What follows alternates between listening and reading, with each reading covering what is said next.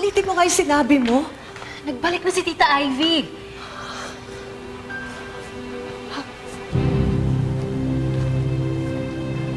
Oh. Hindi mo man lang ba ako bibigyan ng welcome home party?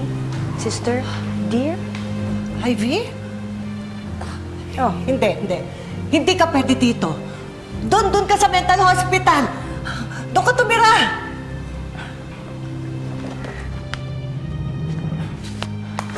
Oh.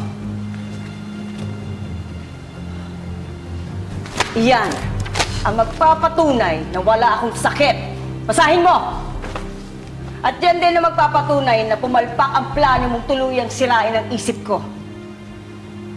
Medical record na galing sa psychiatric ward na nagsasabing magaling na ako.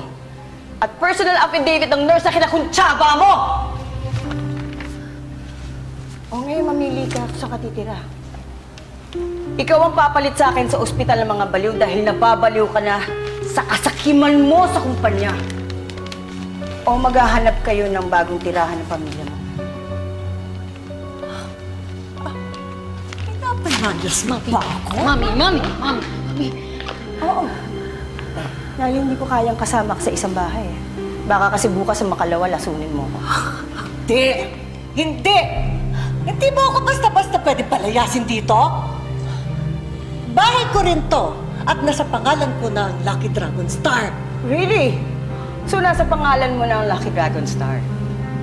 Pwes, ngayong nandito na ako, i-reverse lang naman ng korte ang desisyon nila dahil nagbalik na ako at ako ang legal na tagapagmana ng kumpanya. Pati ang bahay na to at ang ibang branches ng kumpanya, ako ang tagapagmana! Ngayon magbalik-balik ka na.